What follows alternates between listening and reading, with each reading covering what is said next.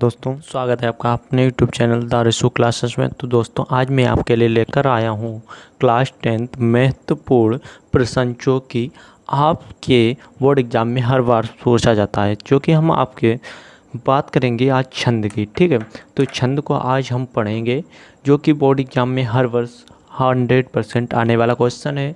ठीक है, तो इसमें हम दो छंद पढ़ेंगे, एक रोला छंद और दूसरा सोरठा छंद। ठीक है, एक रोला छंद और दूसरा सोरठा छंद। ठीक है, तो रोला छंद को हम देख लेते हैं। रोला छंद क्या होता है? तो रोला सममात्रिक छंद है। रोला कैसा है? सममात्रिक छंद है। इसके 4 चरण होते हैं। रोला सममात्रिक छंद है, इसके 4 चरण होते हैं। प्रत्येक चरण में 24 मात्राएं होती हैं।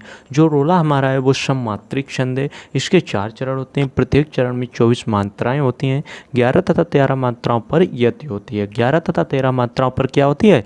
यति होती है। ठीक है, तो रोला सममात्रिक छंद है, इसके 4 चरण होते हैं। प्रत्येक चरण में 24 मात्राएं होती हैं। 11 तथा 13 मात्राओं पर यति होती है। ठीक है, आपको इस प्रकार से परिभाषा को लिख लेना है, मात्राएं भी लगाना है। ठीक है, तो एग्जाम्पल को देख लेते हैं। हूँ सुधार आपार बेग नीचे को धावे। ठीक है, हर हारित लहराती शेष योजन चली आवे। मनु विधि चतुर किसान पौने निज मन को पावत। पुण्य खेत, ठीक है, पुण्य खेत उत्पन्न हीर की रस उसावत। ठीक है, क्या कह रहा है? कबहूँ सुधार आपार बेग नीचे को धावे।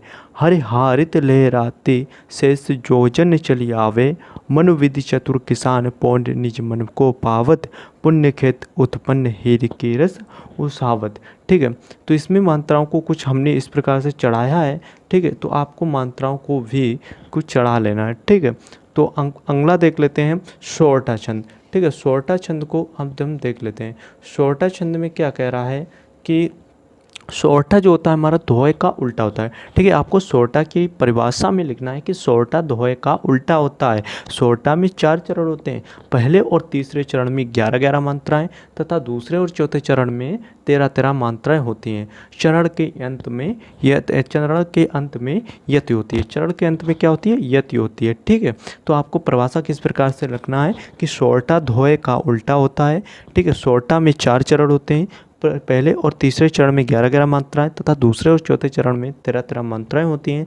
चरण के अंत में यति होती है। ठीक है, आपको इस प्रकार से सोरठा छंद को भी लिखना है। ठीक है, अब आते हैं उदाहरण को। उदाहरण देख लेते हैं। रहीमन हमें न सुहाए अमेह पीवत मान विनु जो विष देह बियाहे प्रेम सहित मरबो भालो। ठीक है, मतलब रहीमन हमें ना सुहाए अमिहि पियावति मान विनु जो विष देह पियाई प्रेम सहित मरबो भलो। ठीक है, कुछ इस प्रकार से हमने बहुत ही अच्छे से छंद को समझा, जो कि बोर्ड एग्जाम में हर वर्ष आता है। अगर वीडियो अच्छी लगे तो वीडियो को लाइक करें, चैनल को सब्सक्राइब करें, जिससे आने वाले बोर्ड एग्जाम के